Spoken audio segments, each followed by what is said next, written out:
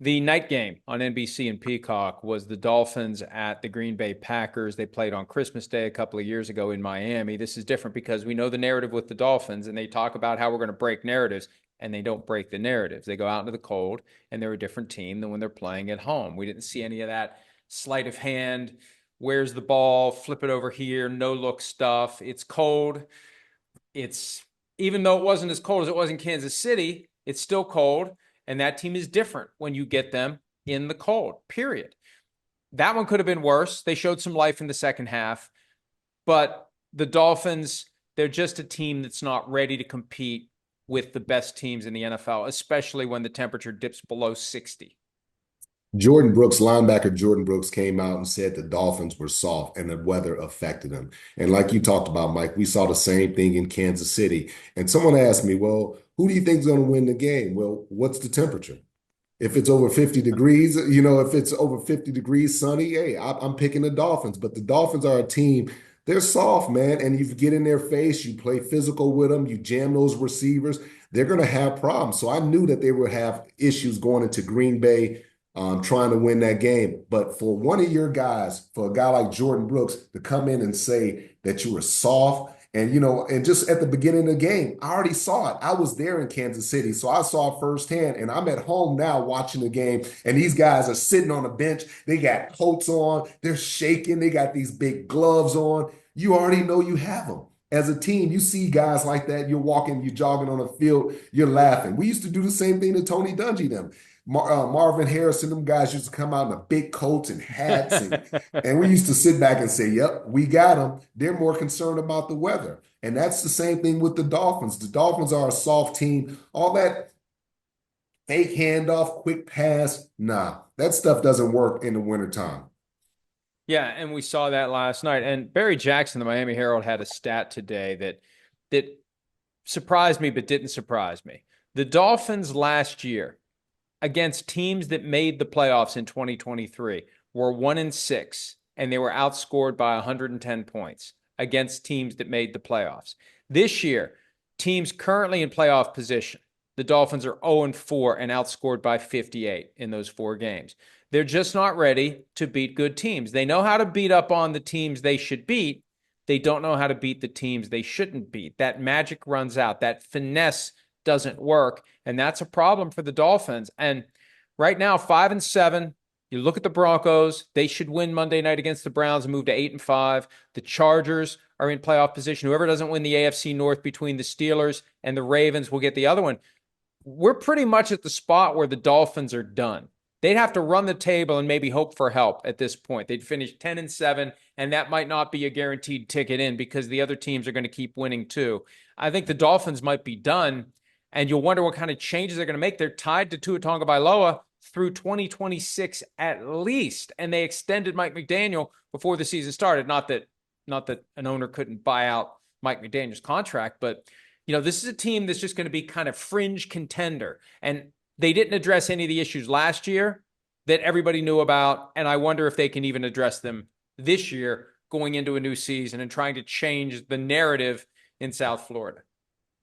Yeah, I agree too. The Dolphins are done, and I look at the Packers, and I just say people aren't talking about the Packers enough. I know Jordan Love, he struggled at times trying to do too much, throwing interceptions, but they had a lot of young weapons, a very talented group, and they've really upgraded their running back situation with Josh Jacobs and the impact that he's had. He told me at the beginning of the year, he said, "Look, they're using me in different ways that I've never been used." Because I asked them over in Brazil, "How do you like it here?" And they said they've embraced me. They're using me in different ways, and I'm going to have a big year. And he's excited. And that's what they're doing. They're using him in different ways. And if Jordan Love starts to struggle a little bit, they can go to Josh Jacobs because he's such an impactful guy.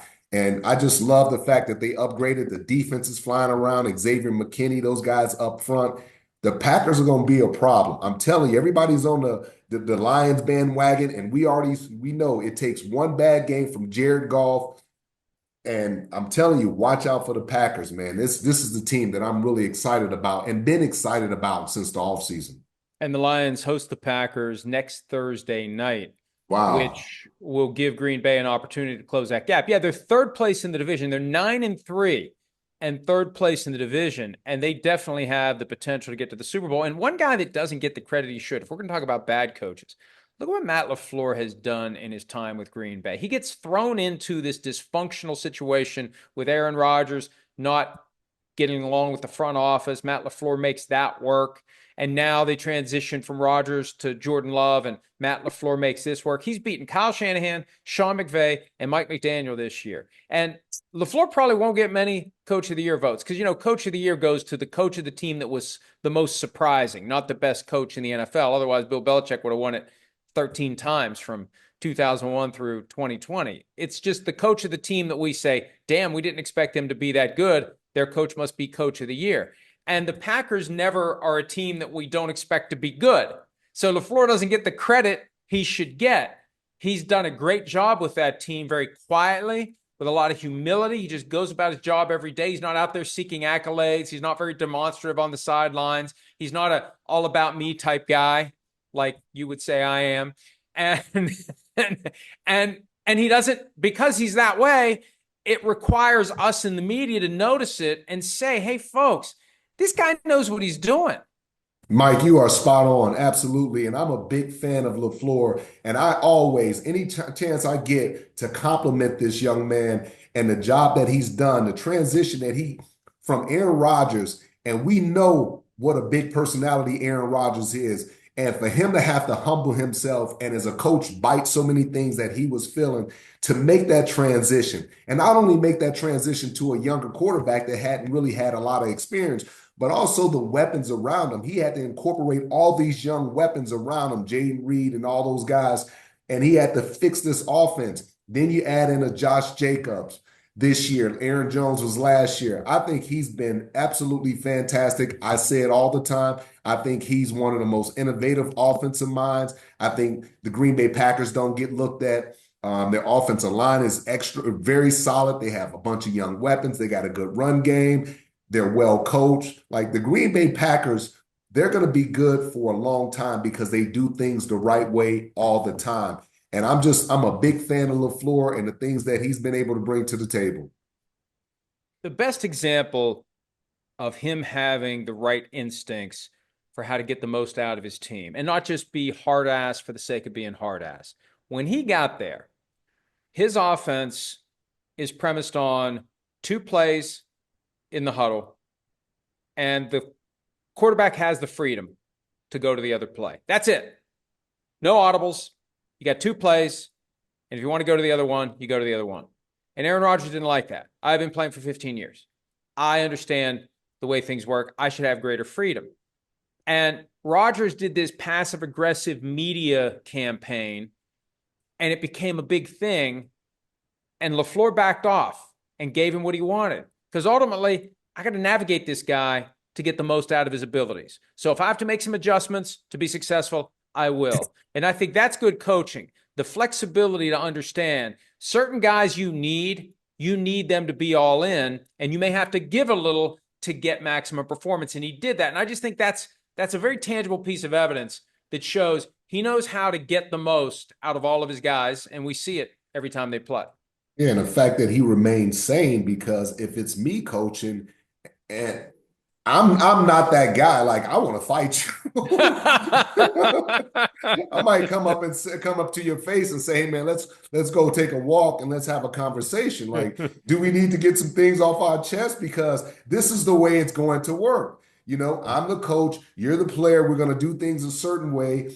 And, I'm really proud because I know that was a touchy situation for LaFleur with Aaron Rodgers, everything that he's accomplished and trying to balance that. So I think he's done, I tell coach all the time when I'm bragging about LaFleur, I think he's done a heck of a job with that transition from Rodgers to Jordan Love and just incorporating all those young players and just continue with the creativity on the offensive side of the ball. The Green Bay Packers are going to be just fine. I like them.